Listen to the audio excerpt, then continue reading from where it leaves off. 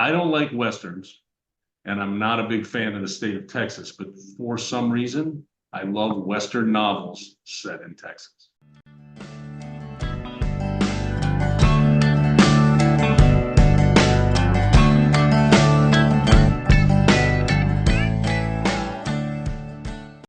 This is Third Song In with Chris Derickson and Tom Polacek.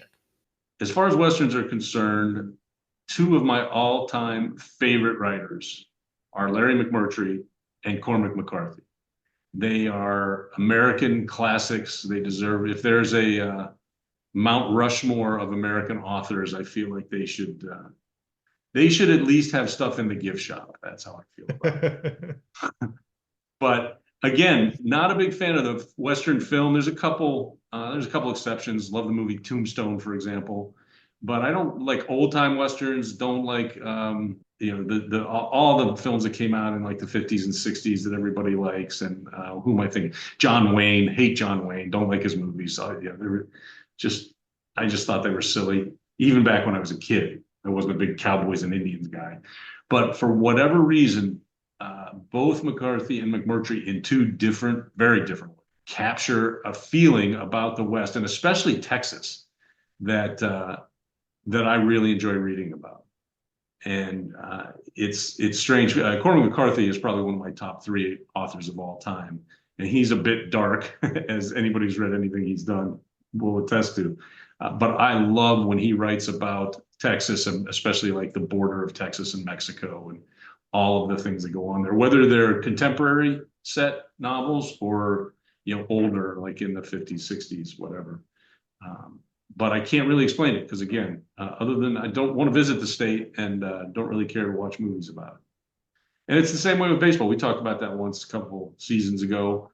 I can't stand to watch baseball. It just bores the living shit out of me. But for some reason, books about baseball intrigue me. I love the book Shoeless Joe, love the book Summerland by Michael Chabon, who clearly is a baseball fan. He doesn't write much about baseball, and that's a very fantastical novel about like these little elves that play baseball. It's really hard to explain, but I love those books. So do you think if elves played baseball, you'd watch it more? Maybe it's that they're just too tall. Yeah, maybe the players are just too tall for me. I don't know. I could see that. An elfin baseball league. That might be worth watching. It might be. So we decided to dedicate an episode to books. We've mentioned books. We've recommended books. We both read, I think, a significant amount when we find time. And I thought this would be kind of a cool thing to talk about. I agree.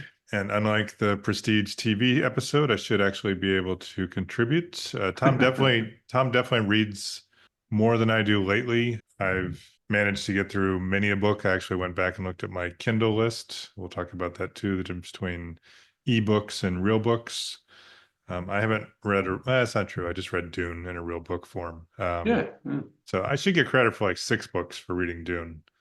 Okay. That bad boy is long. Yeah, because pretty much when you read that book, about every half hour, you got to go back 10 pages and reread it. So it is like reading 3 times the book, at least. And there is something comforting about Kindle where it's like, you're 23% through. And I'm reading and I'm on like page 247. And I'm like, there's 800 more pages. You are 10% through. That's bullshit. And you got to do the math in your head. Let's see, 233 pages. There's 1,050. Damn and it. Then you're like, oh shit, I've been reading this whole time. Now I have to go back. I do like digital books. I do read, on an iPad. I read Kindle books and from the the Apple bookstore and what have you.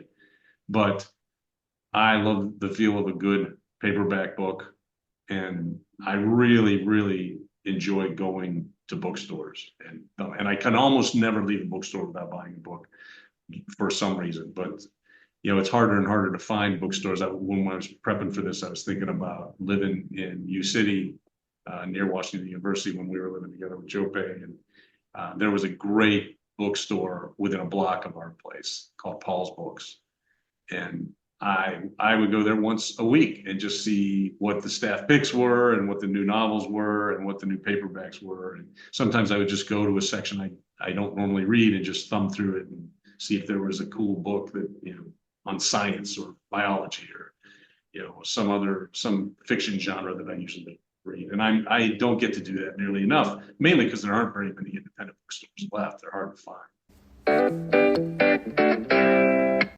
Yeah, and I think in a previous episode we talked about it. I went to I did a weekend trip or something and went to get a coffee, and the coffee shop was in a bookstore, and I just walked around and I went and I bought a real book, and that's probably the first time I bought a real book in about 10 years. And it was funny because it was almost like weird. It's like, why am I buying a real book? Yeah, I could tell from earlier comments that you really do read almost everything on your Kindle. Yep. And I have this bizarre approach to reading where at any given time I am reading a book on Kindle, a hard book, a real book, I'll call it, and then 90% of the time I also have a graphic novel that I'm reading that's on my bedside table. So I tend to read. I read the digital books when I'm working out, so because it's easier to turn pages on a digital book. So when I'm on the elliptical or wherever, that book gets read. When I go to bed, I usually read a little bit of a graphic novel. Then I read whatever real book I'm reading, and then when I turn out the light, then I usually grab my iPad and read a few more pages on the digital book. So I have a very strange approach to reading in general. I am confused just from listening to you. I wouldn't be able to. But I did do a quick research ahead of time. We're getting better about that. Yeah. I was in DC for quite a few years, and a couple places stood out for me. I think it's one of my last real recollections of being immersed in bookstores. But down in Georgetown, there was a bookstore called Kramer's. It was local and independent, and it felt huge. It was one of the bigger independent bookstores. I used to love to go into there. They also had music, but I did go mostly for the books. And then right down the road from American University, which is where I went to school, there's a awesomely named bookstore called Politics and Prose. And I would go there. It's a lot of my faculty and colleagues would do book readings and other stuff. And I'd never really got into that so much before. So that brings back really fond memories. And they just had, it was just a bookstore, but I always felt like they had such a better selection of stuff. And I just remember, I'd wander around for what felt like hours just looking, and often at the new releases, the staff picks. So yeah, of there course. you go. Yeah. The closer you are to a college campus, I think the more likely you're going to find a cool independent bookstore. I know when we were just out in Philadelphia not long ago, gathering up my daughter post-graduation, and we went to South Street, and there's a real kind of radical lefty bookstore that is right on South Street amongst all the head shops and vintage clothing stores. And it was used and new books, and it was a blast. I went in, and my family had to pull me out of there because they wanted to go do other stuff, and I was like, well, let me look around a little bit more. And invariably, I bought a book. I bought a paperback of some author I'd never heard of. I always feel obligated, especially in independent bookstores. I'm like, well, they got to stay in business. I better buy at least one thing. So, yeah, which accounts for the 8-foot high stack of books on my nightstand right now. and that's exactly why I bought that book at the coffee shop, because I was like, Yeah. they deserve this is a cool ass bookstore, great coffee. They deserve a little bit more of my money. So Yeah, absolutely. I gave it to them. So tell me about your favorite authors. That was another approach I thought we might take. Talk a little bit about the guys or women, writers in general that we like to read. So I think I was making my list. There's a couple things that I do in reading that are similar to listening to music. So I'm very brand loyal. So if I find an author that I enjoy, I tend to read most, if not all, of their stuff. Mm-hmm. And I've done that particularly in science fiction areas.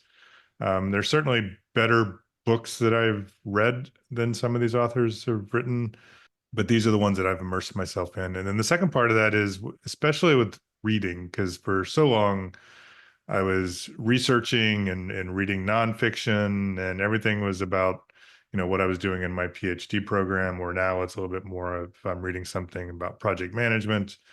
Books were truly a way to escape from all that stuff. So sometimes it felt a little lightweight, although I'm not really saying that these folks are that, but they're a little bit closer to pop culture than to, deep literature. So my list includes David Brin, who is a science fiction writer, apparently an incredibly smart scientist. He's written a number of books about entirely new worlds. Like one of the ones I like the most is where humans are only one of the sentient species, dolphins and monkeys and apes. And there's a lot of discussion. It really dives into some racial issues, some of the tensions between those different species. And I thought he did a really nice job with that. And a lot of other stuff. All of his stuff is very different, but very, I guess they call it hard science fiction. Mhm. And another one who does both science fiction and some genres is Dan Simmons. I don't know this for a fact. I don't think I would like him from some of the stuff I've read, but I love his books. I think I've recommended one of his before. It's considered like sort of a modern day version of some book. I had all of a sudden I had Gulliver's Travel come into my head, and it's not that. It's the one where it's the pilgrimage book. Yeah, I remember you talking about it, and I'm drawing a blank as well. Yeah, Uh, whatever. Famous. Chaucer's Yeah, Chaucer's Canterbury Tales. Canterbury Tales. That's what it was. All right, let's go. He wrote several books in that series called the Hyperion Cantos. I read all of those. I've read some of his others, which are, as I said, more mysterious mystery books. Another one is Brian Freeman. We've actually talked about him. His book Infinity is fantastic. I would recommend it to anyone. He's also written several detective type books, a little more standard, but all very entertaining. And I'm going to talk about this guy in a little bit, Robert McCammon, who, Yeah. when I was younger, wrote horror books. And I think he did a really good job of that. He was sort of competing with Stephen King a little bit. He's probably a level below. And I think he got fed up with being pigeonholed and wanted to break out from that. And I don't think his publishing company was going to let him. So he took a long hiatus and he came back and wrote some books that I've been into more recently. And then last but not least is W.P. Kinsella, who Tom's going to talk about. It fits into his, I already mentioned Shoeless Joe book, which turned into Field of Dreams. He wrote several really great books about baseball, including the Iowa Baseball Confederacy. I think it was titled Box Socials, which I know I read, but can't remember. His stuff was always fun to read, but I also felt he was a really good writer. And so that's it. That's a good sampling. And again, I'm not sure any of these are heavyweights, but they sure entertained me for many, many years. Yeah, W.P. Kinsella, like you said, I did mention briefly Shoeless Joe is, Kinsella is probably the reason that I do like baseball books, because he is a great writer, and I imagine he could write about any subject and it'd be pretty engaging. So I have a short list, and I won't go through everybody, because the problem is it kind of depends on the genre, and I jump around a lot.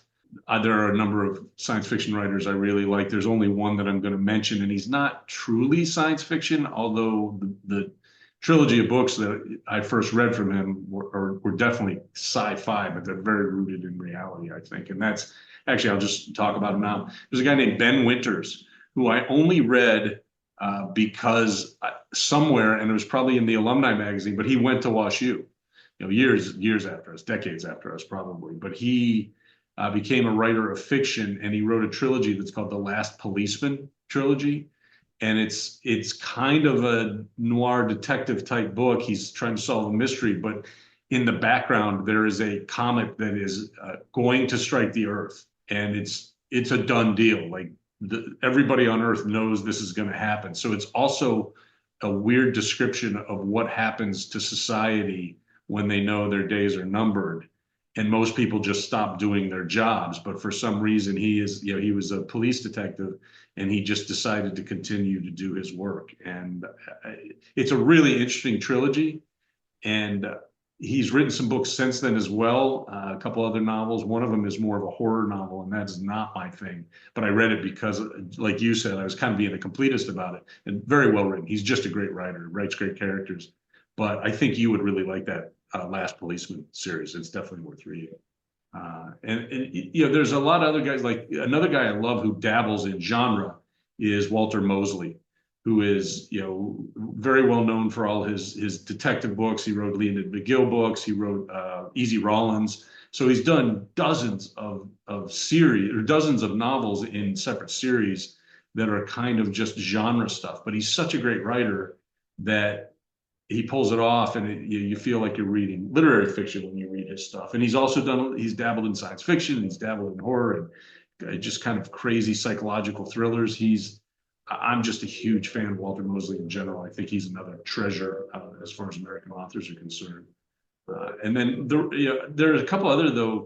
I won't call them off the wall because I think they're bestsellers, but most people I know haven't read, for example, much of Haruki Murakami, who's a Japanese writer. He is fantastic, and his stuff tends to be a little surreal, also kind of slightly sci-fi. He wrote a book, really long novel called IQ 84, that's kind of a multiverse thing, and he's just amazing. And whenever I read his books, and I've read a bunch of them, I always sit back and think, so do I like him, or do I like the guy who's translating his work into English? Which is kind of a really weird thing to think about. But his novels are just amazing. And he's done a bunch of short stories too, collections of short stories. I really like him. I said before, Cormac McCarthy is one of my favorite all-time writers. And he and a guy named William Gay and another American author named Larry Watson, they're all very different writers, but they're all a little dark and it's a little gothic what they write, particularly William Gay and McCarthy. But those guys, anytime they have something out, I will read, I'll read their work. And then the only other one that I was going to bring up, well, actually there was two, because there's also a guy named Colson Whitehead, who's relatively young, but I think he's won a bunch of awards. He may have won a Pulitzer. He's a fantastic writer. Anything by Colson Whitehead is worth reading. And then I know I've talked about Emily St. John Mandel, because I think I recommended one of her books in the sci-fi episode that we did. She writes science fiction, but she also writes literary fiction, and she's just I can never put down a book that she writes. So there's one of hers sitting on my nightstand right now that I want to dive into soon. And I've certainly read Walter Mosley. Yeah. Not just a couple, and I've not quite got to the point of trying to complete all of his work, but yeah, that's hard. He's written a lot of books. Very similar. I think you definitely dive a little more into some of the literary stuff, which you would call literature, which is cool, and which is what I would have expected. But I've read the hell out of some project management books that I yeah, I don't read as much nonfiction, although I try to keep a nonfiction book going in the three, my little trio of books that are constantly ongoing. I'm trying to, when I do that, I try to read something that's fiction, something that's nonfiction at the same time. So do we have any questions from listeners this week? We do. I think Jonathan took a break because we have a question from Andy Armstrong from Taylorville, Illinois. Tom wanted to do a shout out to Taylorville. Shout out to Taylorville and Bill's Toasty. I love me some Taylorville. Bill's Toasty. I know that one. Yeah, see, we've been there. All right. So Andy, who is a good friend of the show, is asking, what book would you like a song written about? That's a great question, Andy. It really is a good question. I'll take it. So I'm sort of cheating, but I'm going to cheat anyway. But what I was going to do, and then I stopped, but then Tom made fun of me. I would never yes, make fun. You did too, you bastard. I was going to pick a horror book because I've read many more of those than Tom. Let's just go with an obvious one, It by Stephen King, which looks scary as hell. And I will say I've never even read that book. But I can't look at the cover, so. I know.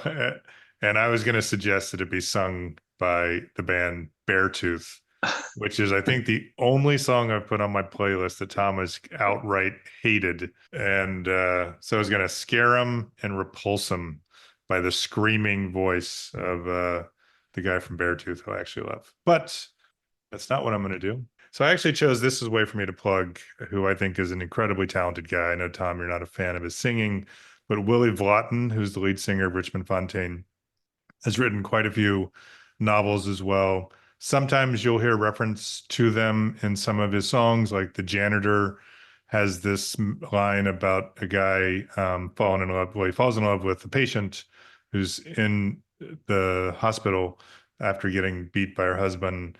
But he mentions at one point he was walking across a college campus and just got the crap beat out of him by a bunch of punks. And that's the basis, or at least some of the background of one of his books. So he does cross over between the two. The one that I don't feel that crossed over at all, it's a little weird. I've read a couple reviews of it where they're a little critical that he's not a real writer, which I thought was a little elitist. But I like it. The feel that he creates in his books is unlike not anything, but it's very unique. It's not quite a darkness, but there's I guess, melancholy.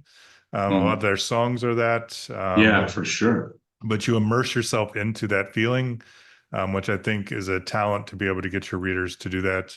Yeah, his book, The Free, is a little hard to describe, so I'll be very brief about it. But it's a guy who's in basically a convalescence home.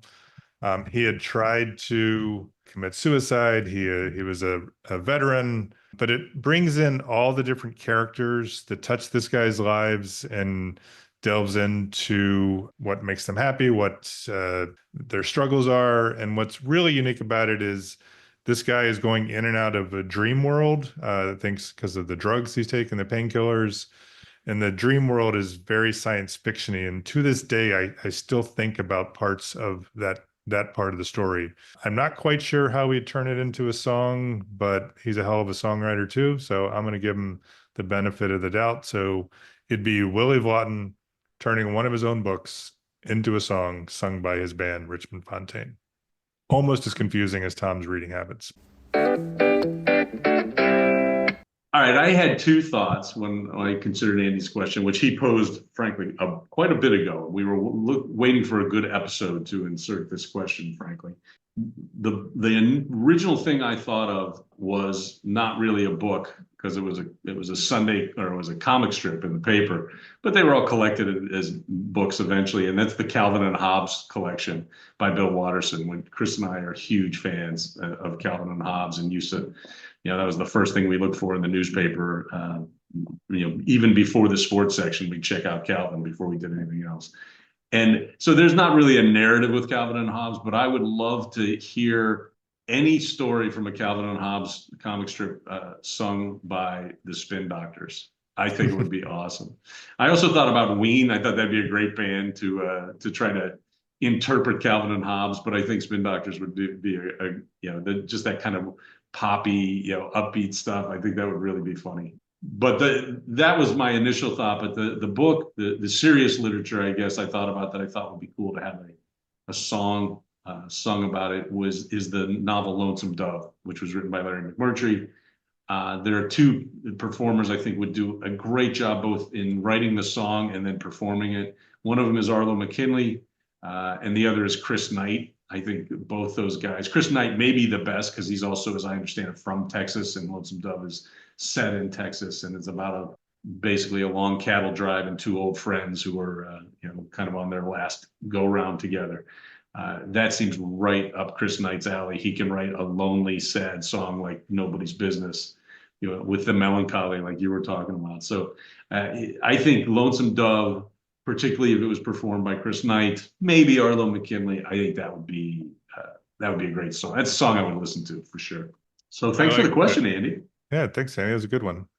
What's funny is I've never read anything by Larry McMurtry, which is not quite as embarrassing as never seeing a single show that's considered prestige TV, but I really should read at least one of his novels. Yeah, he's very prolific, of course, and many of his books have been turned into movies. They're not all. Lonesome Dove is set kind of at the end of the cowboy era, the cattle drive era. So it's kind of a period piece. It's kind of a Western in that sense. But he's written contemporary books, Terms of Endearment, the movie that was based upon his novel, and that's set in, one of the characters is a former astronaut, so it's it's set in, I guess, the 60s or 70s. But yeah, I can't recommend him enough. He is a fantastic writer. Now let's move on to our recommendations. And starting with this season, season 4, we are consolidating our recommendations into one set, mostly the then roughly stuff before the year 2000, although I'm going to be the first one to break that barrier this week. And our more recent recommendations will be tied in with our staff picks, which don't necessarily tie into the theme of the episode. What's your recommendation from the then?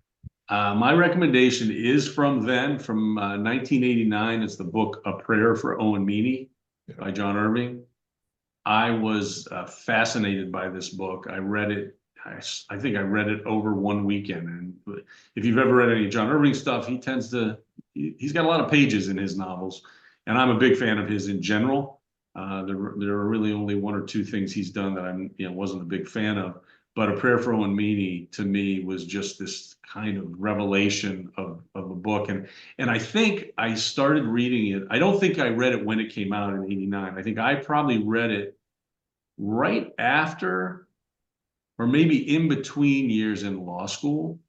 Because up until I graduated from law school, I wasn't I didn't have time to read. It's just like you said, all the academic reading I had to do, it kind of pushed away reading for pleasure.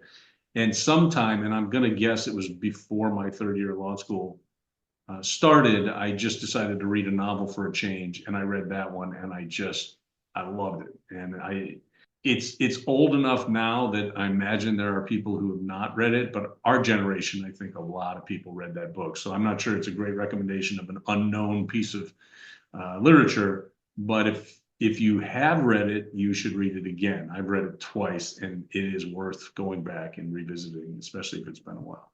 So my recommendation is A Prayer for Owen Meany by John Irving. And I specifically remember when you were reading that, and I went ahead and read it either right after you or shortly thereafter. Totally agree. Fantastic book.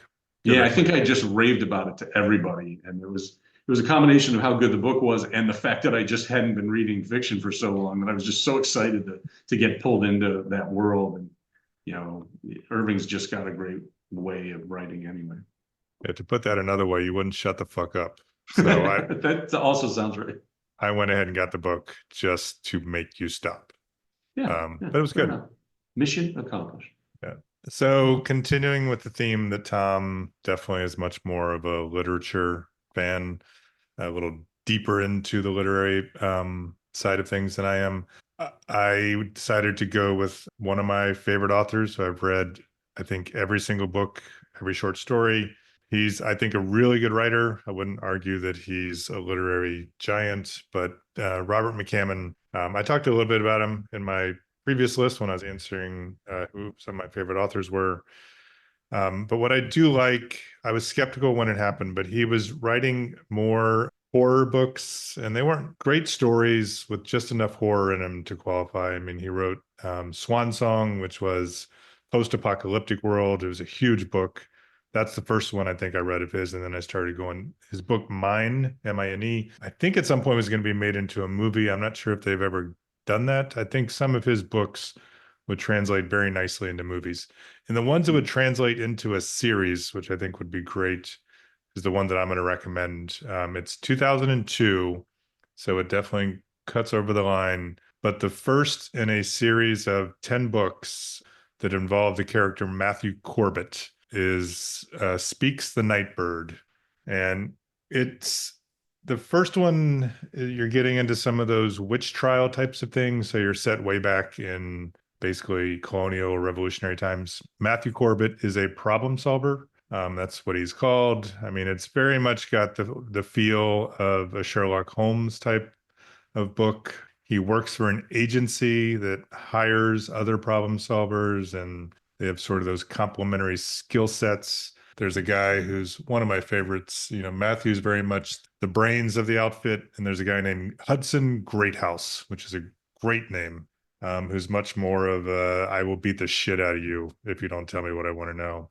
He's a big guy, and he often comes to Matthew's protection. So bunch of other great characters, really interesting bad guys. And the reason I decided to pick it, one, I like Robert McCammon. Two, I think it's a worthwhile series to follow. There's plenty of books to read. And three, the supposedly last volume will be coming out in September. The title's been announced. It's out there. He put out a collection of short stories involving some of the more minor characters, which I enjoyed reading as well. I appreciate the direction he went and how he carried this through to the end. As I said, I was skeptical because it seemed a little derivative, the Sherlock Holmes stuff, but I think there's enough unique qualities to like about Matthew Corbett and the other characters in these books to make it worth your while. So that's my recommendation, is essentially the first book, which was in 2002. But if you're going to start there, you might as well read the others if you get to it. Yeah, just from your description, I can see what you mean about turning it into a series, into a TV. You know what it sounds like? It sounds like prestige TV to me. It does. It would, get some, good actors, Top rank actors, put it on HBO. Boom. There you go. And then you would never watch it. I know. You would just go around saying, you know what, book was better. Where does that take us? We are now ready for post facto. It's a mistake. It's a mistake. So, post facto is our opportunity to correct any earlier mistakes, add information that we failed to provide in earlier episodes, and many times just say stuff we remembered after the fact. I'll get going. I only have the one thing, especially since last episode, my post facto was enormous, and I'm never going to live it down. This time, however, after we talked about prestige TV and we were talking about a bunch of the series that I like and that I was recommending to you, it occurred to me when we talked about Treme, which was set in New Orleans, which you recognized only because Subdueds had a song on their soundtrack. It occurred to me that Steve Earle had a recurring role in that show. And that is another reason you should watch Treme, because it's not just Steve Earle being Steve Earle. He's actually playing a character, and he's not in every episode or anything like that. But he actually didn't do a bad job. He did a decent job acting. I don't think he was playing a character much different than himself, but it was a little different. And that's yet another reason I think you should watch that show. You can try all you want. What are the chances I'm going to watch a single episode of prestige TV? It's almost like a badge of honor now. I mean, I must be the only person in America who's never watched a single episode of any prestige TV show. Yeah, you seem unreasonably proud of that. Yeah. You know what I'm not proud of? What? Is when I was giving my egg burritos with sour cream last week, I had a formula where I said, all right, I'd usually give it 5, but then I'd take a star away for this and a star away for that. So and then I just seamlessly slipped into, so that would give it 3 egg burritos of sour cream. So even though I'm mixing and matching all this stupid stuff about how we measure stuff, it didn't even occur to me. So as I go back and listen, I'm like, you're an idiot. So do you say it out loud, or do you just think? No, I say it out loud. I told you, like, and this is the one time I wasn't running through the old people's neighborhood going, you're an idiot. So I will try to be more consistent with my rating scales going forward. Speaking of those rating scales, let's get to our egg burritos of sour cream. I'll start. I'll give Robert McCammon Speaks the Nightbird, the first in that series, 4 out of 5. I think it's a really, really good book. I'm not sure it's at the level of I just said stars, motherfucker. You cannot do it without saying stars, can you? I will give it 4 out of 5. Stupid. You're so stupid. But at least this time I realized. I'll give it 4 out of 5 egg burritos of sour cream. Excellent. And Prayer for Owen Meany, one of my favorite novels of all time. I believe it is 5 out of 5, and that's the rating I'm going to give it, is 5 egg burritos with sour cream out of 5. Ready for staff picks? I am ready for staff picks. Go, baby. Just around the corner from you. Well, first I'll give a quick reminder of what it is. So staff picks is Tom and I's attempt. There we go. Attempt to recreate the experience of going into either a bookstore or a record store and seeing up on the board the staff picks.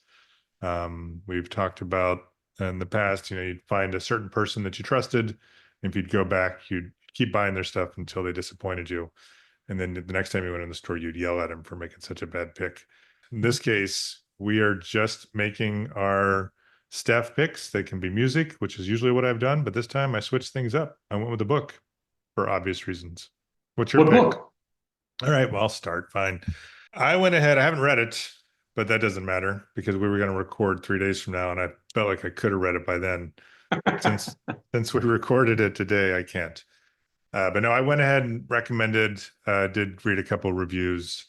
The authors, because I think it's a pseudonym for two people, of the Expanse series, which is a really well-known science fiction series that I read a couple of the books of and have really enjoyed.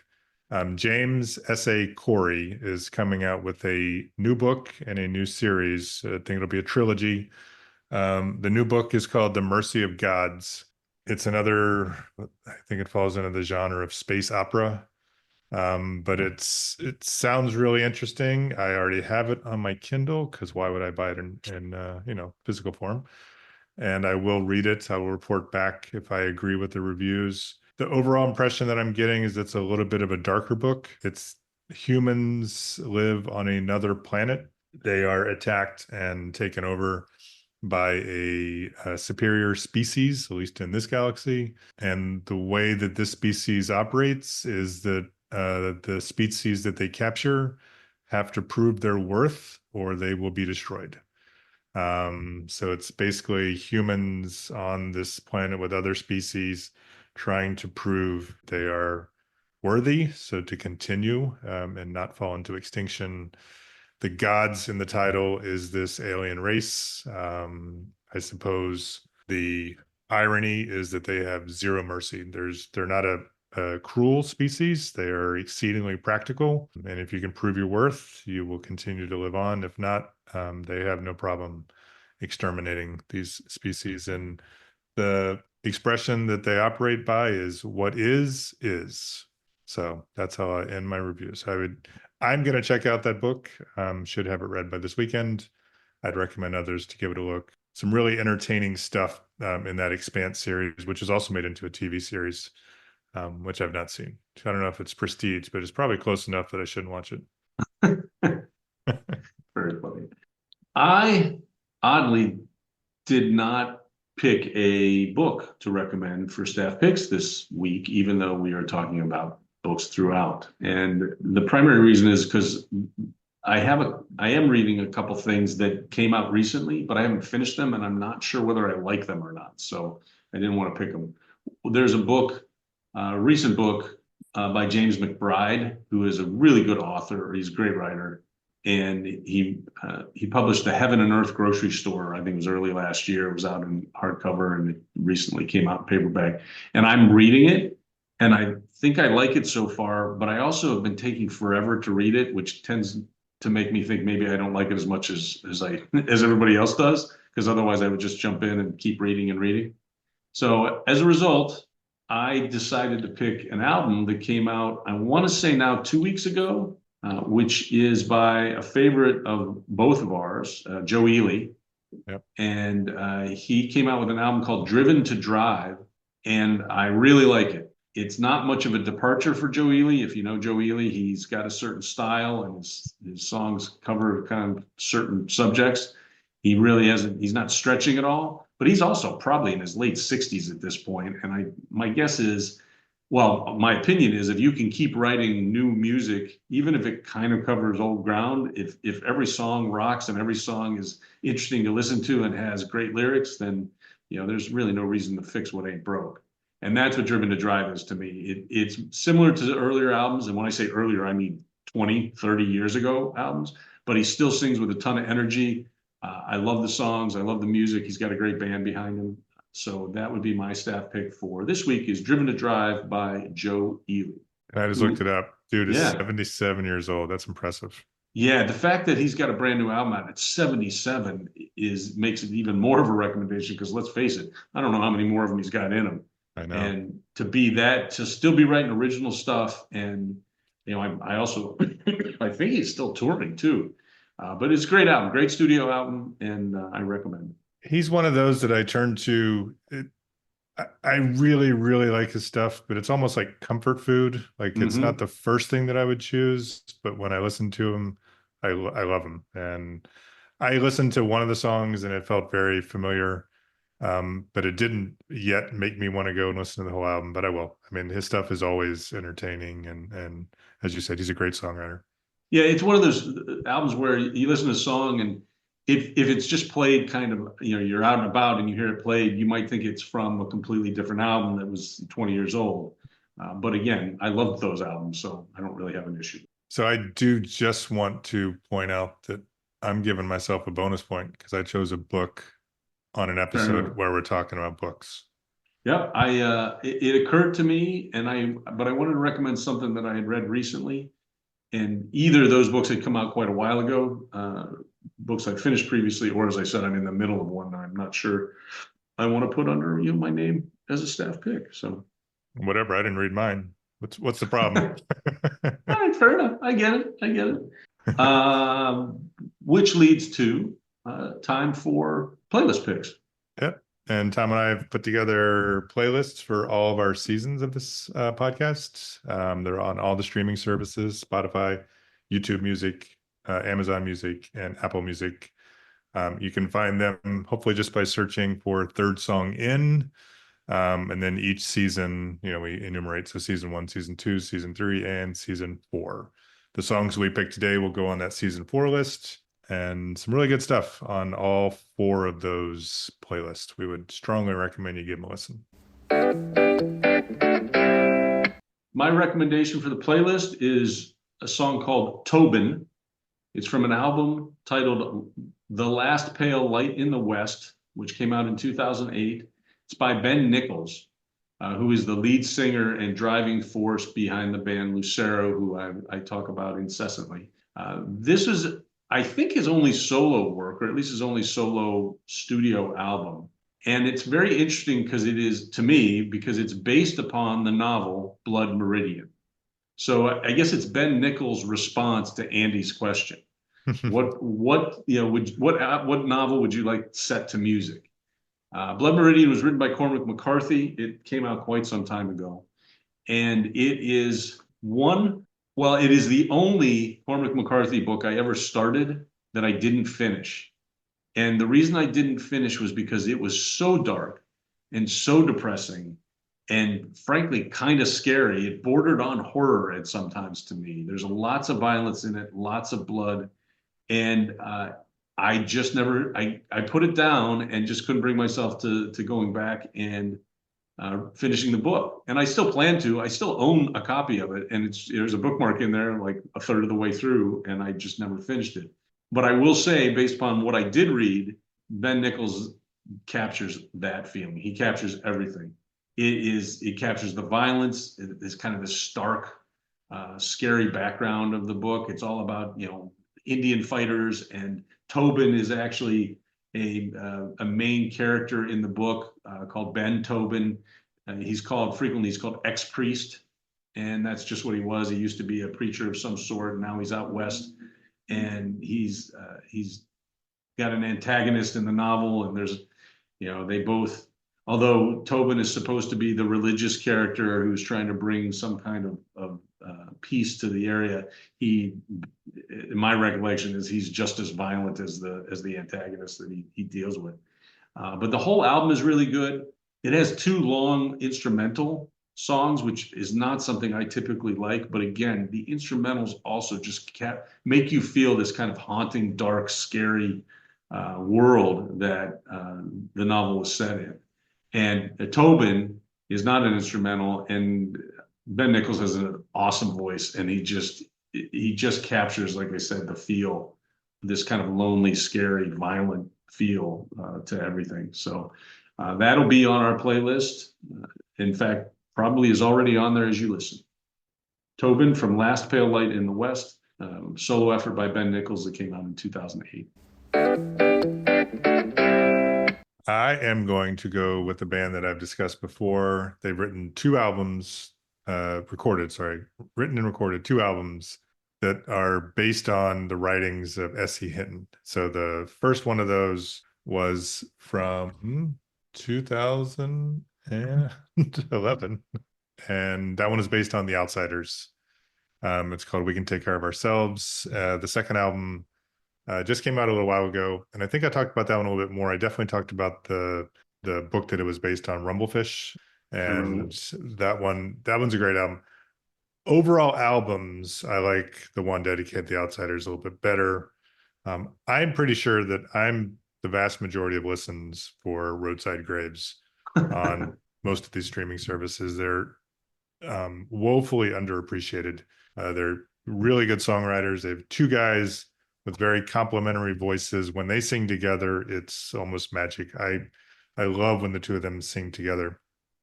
So if you haven't already checked out the Roadside Graves, I would encourage you. So my playlist pick this week is their song called Teenagers Are Tired from that album in 2011. This one, sometimes you listen and it's not always 100% clear that it's directly tied to those novels from S.E. Hinton, but this one is. It's right after, and I should remember the characters' names, but the opening line is my brother died, and so it's right after. Do you remember which character dies? I should remember, but I don't. Doesn't Ponyboy die? I think it is Ponyboy, and so this song is a little downbeat, but overall encouraging. I could have chosen several others. There's a great song called Hank Williams. There's a song called Glory. Any number of them would have worked really nicely. I decided ultimately to choose this one. One, I love the song, but 2, it has a line in it that every time I hear it, I actually think of Tom and I. We'll have to see if he decides he wants to cut this out or not, but it's, the line is, my family ain't right, but I know that they try. And it's a great line. And I think that ultimately he's referring to his family as the members of the gang or group that he's in. But for me, it's just one of those lines that makes me smile every time. Love my family, but they ain't right. So I would encourage you to check out on our season 4 playlist, Teenagers Are Tired. Yeah, I have not listened to that song. You did talk about that, and I'm still not certain why I haven't listened to it yet, but I'm going to. And I do love that line. That's great. Yeah. All right, Tom, Well, we made it to the end of another episode. We did. I don't think I called you a motherfucker once. Until now. Well, you haven't finished it. What do you think of me? You're a motherfucker. Motherfucker. Third Song In is recorded in Chapel Hill, North Carolina, and Joliet, Illinois. We have an email address at thirdsongin@gmail.com. Please email us with your comments, your critiques, your suggestions, your responses to our theme or our recommendations. We'd love to hear from you. We'd like to get more questions from listeners. So far, we have Andy and Jonathan, and we're in our 4th season. We'd ask you to follow us, to rate us, to review the podcast wherever you can. Give us all your stars. I think that's how it goes, isn't it, Tom? Yeah. That's exactly how it goes. Give us all your stars. If you could download one of our podcasts, that'd be awesome, apparently. We'd ask you to download, to follow, to rate, and review our playlists as well. As I said earlier, they're on Spotify, Apple Music, YouTube Music, and Amazon Music. Look for our website, thirdsonginpodcast.com. On the website, we have direct links to past episodes. We have an episode spotlight. We have an as mentioned page where you can find links to the social media or web pages for many of our guests. We also have a blog. Every Thursday, either Chris or I try to release a new article on the blog. Some of them are related directly to subjects we've talked about in episodes on the podcast. Some of them are just way out there, man. So please try to read those. You can contact us through the website as well, and we'd love to hear from you. We also have a Facebook page I'll mention primarily because we use that to communicate with listeners, maybe more than actually getting a lot of information out there. But you can find us at Third Song In on Facebook. You've been listening to Third Song In with Chris and Tom. Thanks for listening.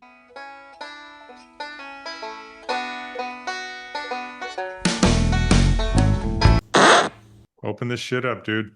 Put on your sweater. It's time for a cold open. All right. So Are you Dan, gonna restart? not the whole damn thing, man. Hyperion. Would you stop laughing at me? I can't wait. I'm like, I'm already editing. I'm like, all right, are you gonna restart? Not the whole damn thing, man. Thanks for listening. No, thanks for listening. No, fuck you. Thanks for listening. Thanks for listening. It's thanks for listening. Thanks for listening. Thanks for listening. Thanks for listening.